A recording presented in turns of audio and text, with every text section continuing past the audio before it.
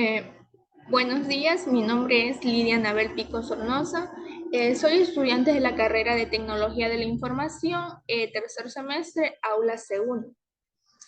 Bueno, el día de hoy, como objetivo, esta tarea tiene realizar una exposición sobre los FPGA, que se basará en lo que es la arquitectura, el funcionamiento y la aplicación de los mismos, y también de los microcontroladores.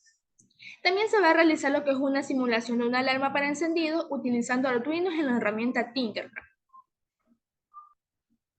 Ustedes se preguntarán, ¿qué es FPGA? Bueno, primeramente vamos a dar a conocer lo que son las siglas y un poquito de la definición de estos mismos. Bueno, FPGA significa Field Programmable Gate Array. Bueno, eh, vamos a hablar un poquito más a fondo de los mismos.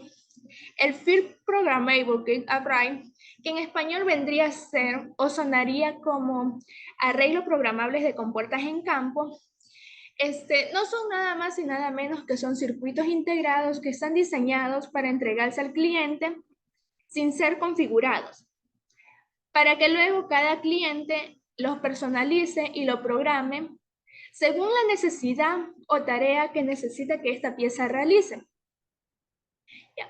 Una de las principales ventajas de la lógica programable frente a la lógica fija es que en los dispositivos utilizan menos espacio en lo que es la tarjeta del circuito. Otra de las ventajas de la lógica programable es que los diseños pueden ser modificados fácilmente, sin necesidad de ser recableados o reemplazar alguno de sus componentes.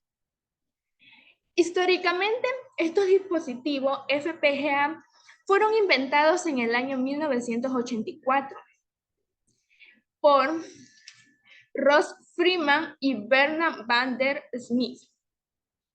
Estos dispositivos, además de contener compuertas lógicas como AND y OR, también tienen lo que son las memorias RAM.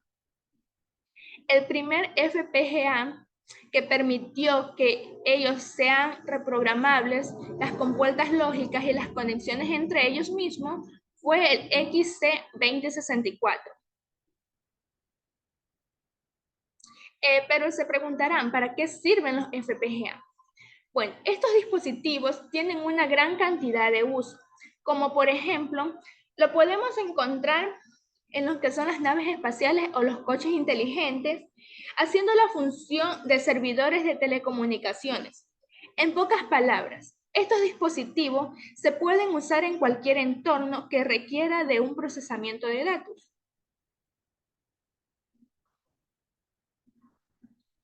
Ya, la arquitectura de los FPGA.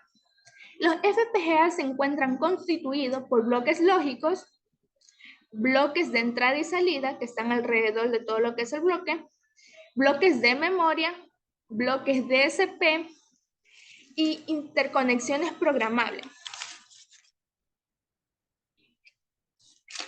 La FPGA cuenta con una estructura interna donde tres de los componentes básicos de la misma son, como lo acabo de mencionar, los bloques lógicos, los bloques de entrada y salida y las interconexiones.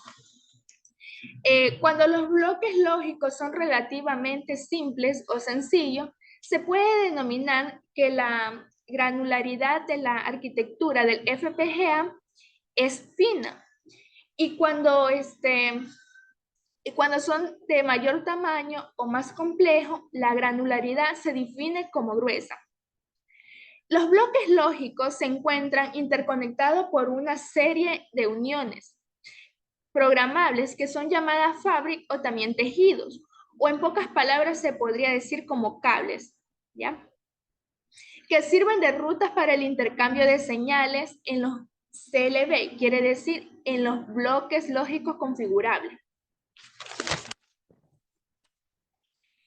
Los bloques de entrada y salida.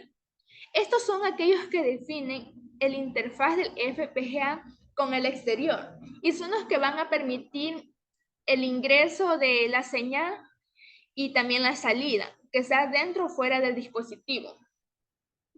Ahora, los bloques de memoria. Los bloques de memoria están disponibles para usarlos de acuerdo a la necesidad. La cantidad de estos bloques siempre va a depender de acuerdo al tamaño del dispositivo FPGA. Los bloques DSP o bloques de procesamiento digital de señales. Estos bloques son aquellos que se encuentran encargados de los que son los cálculos. Básicamente se dividen en dos elementos, multiplicadores y sumadores. Y las interconexiones programables, estas son las que definen el camino o ruta a seguir para cada señal interna del interfaz. Quiere decir que es por donde se va a procesar la información o los datos que se estén almacenando. Gracias.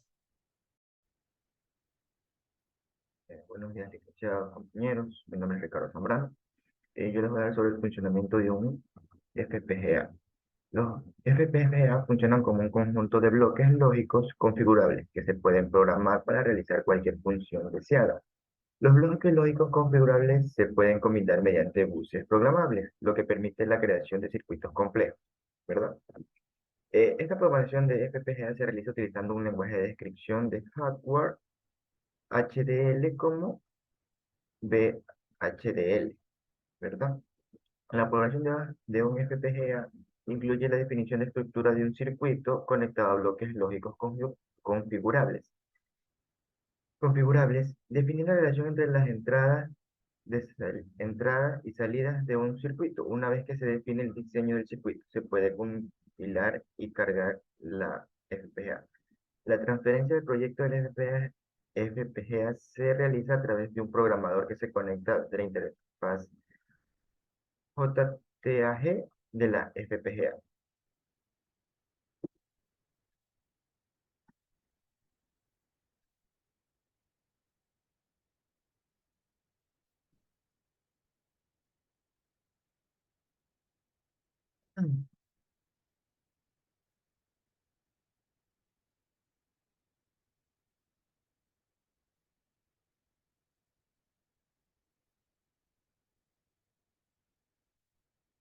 Bueno, con todo eso, lo que sería el funcionamiento de un FPGA.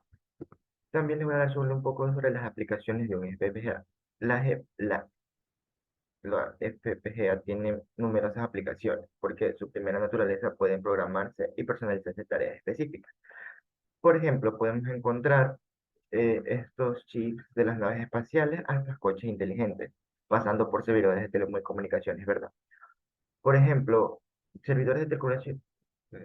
Un ejemplo más práctico es Microsoft, ya que decidió utilizarlos en sus servidores de búsqueda de Bing en lugar de procesadores convencionales para ser más económico poder especializar los datos de FPGA para la tarea y los procesadores eran mucho más potentes. La ventaja de un FPGA sobre otros procesadores de circuitos integrados es que pueden programar específicamente por una tarea a la que se va a realizar, lo que hace que sean más eficaces en términos de funcionamiento y mayor rendimiento que usar un chip genérico como de un CPU. Muchas gracias.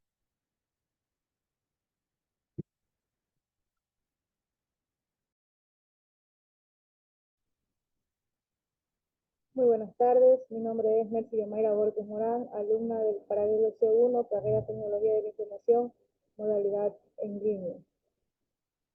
El tema que me tocó exponer son los microcontroladores. El microcontrolador, como su nombre se deriva del idioma inglés y significa pequeño, lo que indica la importancia de su papel en la unidad, a veces en comparación con el cerebro y el corazón.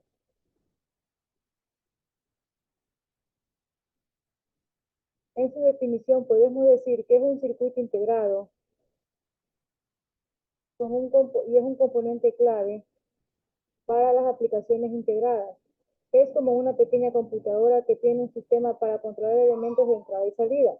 También incluye un procesador y por supuesto la memoria donde se puede almacenar el programa y sus variables, flash y RAM. Funciona como una mini computadora. Su función es automatizar procesos y procesar la información. Los microcontroladores se utilizan en varios productos que necesitan seguir procesos automáticos basados en diversas condiciones de entrada y salida. Como podemos ver en la imagen que mostramos, un microcontrolador de la empresa Microchip. En cuanto a la arquitectura de un microcontrolador,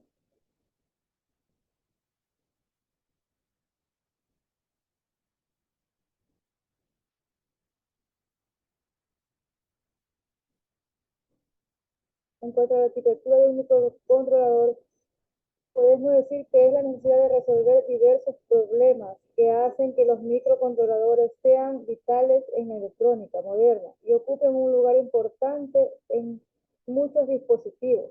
Estos pequeños monstruos de silicio combinan todos los elementos esenciales para desarrollar mecatrónica y sistemas integrados en un solo circuito.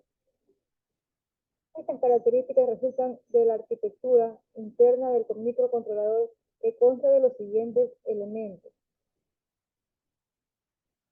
la unidad central de procesamiento, o CPU, que es la encargada y la responsable de ejecutar instrucciones del programa en la memoria para realizar tareas deseadas. Esta unidad incluye la ALU, que es la unidad de procesamiento de datos, que realiza operaciones aritmético-lógicas, registro de programas, contador de programas, registro y acumulación de otros datos auxiliares. La memoria de programa, que es la que almacena datos y programas necesarios para el funcionamiento del microcontrolador. La memoria de datos, que es la que almacena números enteros y las variables reales necesarias para el funcionamiento del programa. Entonces, lo que es la entrada y la salida, que es la responsable de la comunicación entre el microcontrolador y el mundo exterior. El componente de interrupción, que se utiliza para notificar a la CPU sobre la concurrencia de eventos externos. Los temporalizadores son los que generan el tiempo de espera. La interfaz de comunicación en serie sí, es utilizada para la comunicación entre dos sistemas electrónicos. La arquitectura principal utilizada en la producción de microcontroladores son la arquitectura de von Neumann y la arquitectura de hardware. Además, estas arquitecturas pueden tener procesadores CISC y RISC. Con respecto a la arquitectura de Neumann,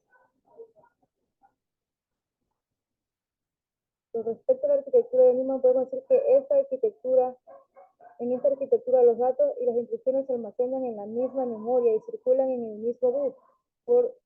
Su principal ventaja es la conservación de las líneas de entrada y salida, pero esto significa que la velocidad de operación se reduce para tratar los datos o los procesos que se realicen.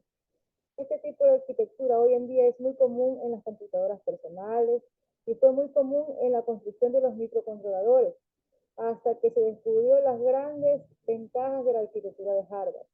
Las principales limitaciones que podemos mencionar de la arquitectura de Neumann son las siguientes: la limitación de longitud de instrucción del bus de datos, que significa que el microprocesador debe realizar múltiples accesos a la memoria para encontrar instrucciones complejas, dado que el único bus de datos de instrucciones no permite el acceso a ninguno de ellos al mismo tiempo, lo que limita la velocidad de funcionamiento para que los accesos se superpongan en el tiempo. A esto se lo denomina cuello de botella de von Neumann y limita el rendimiento del sistema. Vamos a presentar también la arquitectura de hardware. A diferencia de la anterior arquitectura, hardware tiene una memoria dedicada a datos y una memoria dedicada a las instrucciones, por lo que utiliza dos buses muy diferentes. Esto permite utilizar ambas memorias al mismo tiempo, aumentando así la velocidad y ejecución de los programas. Con respecto a las ventajas de esta arquitectura, podemos mencionar que el tamaño de la instrucción es independiente del tamaño de los datos, por lo que se puede optimizar para que cada instrucción ocupe una ubicación de las memorias del programa, lo que da como resultado una mayor velocidad y una mayor duración del programa, de nuestros programas. El tiempo de acceso de las instrucciones puede superponerse con el tiempo de acceso de los datos, lo que proporciona una mayor velocidad para la operación.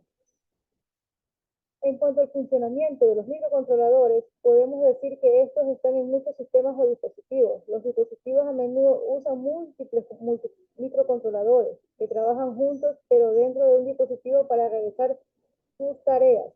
Un microcontrolador es Un microcontrolador está integrado en el sistema para controlar la función de un solo dispositivo, lo que hace mediante el uso de un procesador central para interpretar los datos recibidos por los periféricos de entrada y salida. La información temporal que recibe el microcontrolador se almacena en su memoria de datos. Es donde el procesador accede a ella y utiliza las instrucciones almacenadas en la memoria del programa para decodificar y aplicar los datos recibidos. A continuación utiliza sus periféricos de entrada y salida para comunicarse con las medidas adecuadas y tomar las medidas adecuadas. Con respecto a las aplicaciones de los microcontroladores, tenemos muchas aplicaciones digitales, por ejemplo, el diseño para reguladores automáticos de temperatura, equipos en la dosificación, equipos biométricos, en la industria del entretenimiento como un juguete. Esto se aplica incluso a aplicaciones espaciales, sistemas de medición, sistemas de instrumentación. Como por ejemplo, podemos decir que un automóvil tiene múltiples microcontroladores que controlan múltiples sistemas individuales como frenos, de bloqueo, control de tracción, inyección de combustibles o control de suspensión. Todos los microcontroladores se comunican entre sí para informar las acciones correctas. Algunos pueden comunicarse con la computadora central más compleja del automóvil, otros solo con los microcontroladores. Envían y reciben datos de sus periféricos de entrada y salida y los procesan para realizar las tareas asignadas. También, por ejemplo, para el desarrollo y utilización de experimentos científicos. Por último, podemos mencionar un sinfín de aplicaciones de los microcontroladores, como los lectores de huellas dactilares, cámaras, teléfonos móviles, etc. Como Arduino es una de las aplicaciones de microcontroladores más utilizadas. Por lo tanto, aprender a usar microcontroladores es una materia básica para trabajar en electrónica, robótica, biomedicina, electromecánica e informática. A continuación podemos ver la bibliografía de nuestra investigación realizada. Muchas gracias.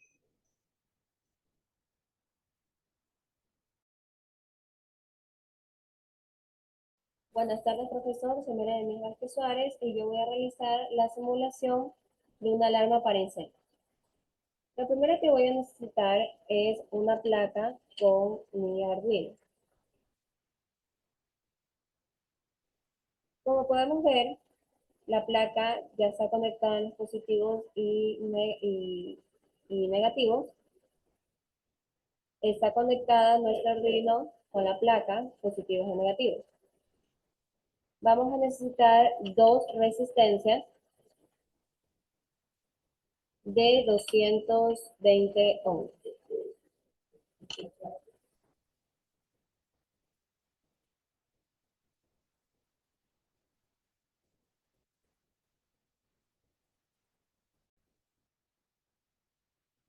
Vamos a necesitar dos LED, una de color azul, un sensor de temperatura y un altavoz.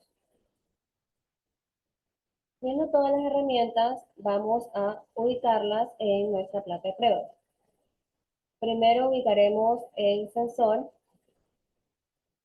y la parte de potencia la conectaremos a la parte positiva, de esta manera. Ahora, en la parte de tierra la vamos a conectar en la parte negativa, de este modo. En la del board lo vamos a conectar a nuestro Arduino. En este caso lo vamos a conectar en el pin analógico A1, de esta manera.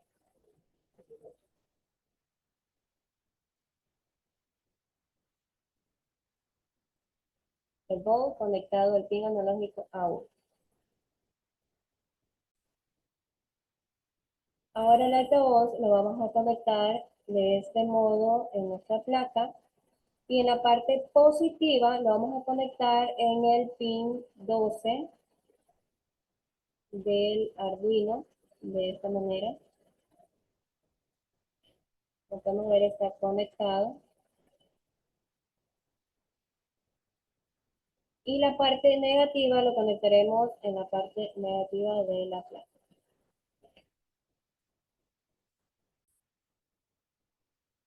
Ahora vamos a conectar las luz LED de esta manera.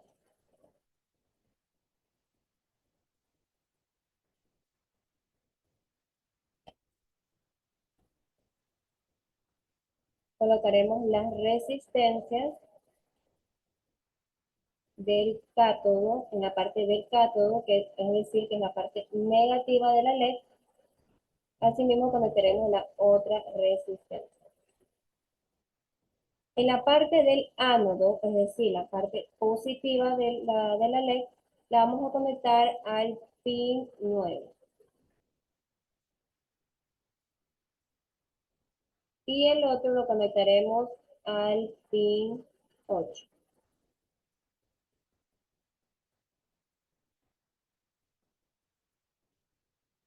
Y así es como nos queda nuestro circuito. Ahora, para que funcione, vamos a ubicar el código. Nos iremos a la parte del texto, continuar. Y aquí comenzamos a armar nuestro código para la simulación de nuestra nave. Como podemos ver, ya tenemos nuestro código y en la primera parte yo voy a tener una variable llamada código, que es la que nos va a ayudar para poner la contraseña que vamos a ingresar para poder activar nuestra alarma. Vamos a tener una variable booleana que se llamará flag y será false. El float será la temperatura para que pueda activarse nuestra alarma. En este caso vamos a empezar con el 0.0. En la parte de acá de voice ut vamos a ingresar nuestros pines, que es el pin del altavoz, que es 12, el cual estará en salida, el 9, que del mismo modo va a estar en salida, y el 8, con un monitor serial de 9600. Nos vamos a void alarma activado y vamos a crear una impresión de texto que nos diga presencia de posible incendio, alarma disparada. Aquí tenemos while, el flag será verdadero, y aquí nos indica que en esta parte aquí vamos a tener o sea, para que encienda y se apague la luz LED. Vamos a poner que el 8 lo vamos a tener apagado y el 9 y el 12, el 9 es la luz LED azul y el 12 es el de voz, van a estar encendidos con solo un retraso de 1 segundo. Vamos a crear el otro bloque, pero en este caso la LED que está en el pin 8 va a estar encendida y las demás van a estar apagadas, con un retraso de igual de 1 segundo. Vamos a imprimir un texto que nos diga ingresa la clave para desactivar la alarma. Y vamos a tener un código serial. Y en el if, el código que nosotros ubicamos es el 3007, que nos va a ayudar a desactivar la alarma. Vamos a tener un flag falso y vamos a tener un texto de código alarma desactivada. Parte de aquí abajo, donde nos dice digital write, vamos a ubicar que la luz LED que nos quedó apagada, que nos quedó prendida en la parte de acá, la vamos a apagar acá abajo. Ahora en void log hacemos una condición if, que es flag falso, donde imprimimos un texto que diga ingresa la clave para activar la alarma. que tendrá un retraso de solo medio segundo. Un código serial en el cual en la condición if será, el código será 2003, con una impresión de alarma activada, la cual será verdadera. Si no es así, lo que hará es verificar si la temperatura es alta. Como tenemos aquí en temperatura analog read, tenemos 500.0 dividido para 1023.0 menos 50.0, y aquí nos indica en la condición si la temperatura es alta, es mayor o igual a 40, la alarma estará activa.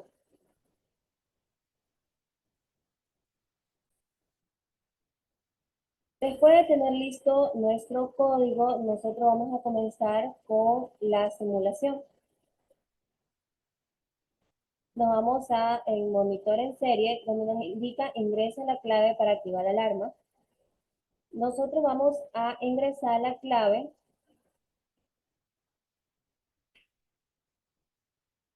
alarma activada. Aquí en sensor de temperatura podemos ver que está en 25 y la alarma no está activada. Vamos a ponerla a mayor o igual a 40 y podemos ver cómo la alarma se activa.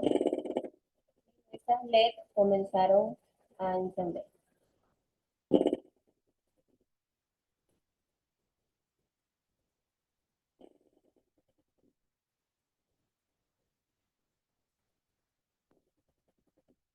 Para desactivar nuestra alarma vamos a ingresar el código que ingresamos para poder desactivar la alarma. Es el 3007. Ingresamos y aquí me indica la alarma desactivada. Como ven, la alarma ha sido desactivada. Para volverla a activar, volvemos a poner el mismo código. Como está en temperatura alta, la alarma se activa. Y así culmina la simulación.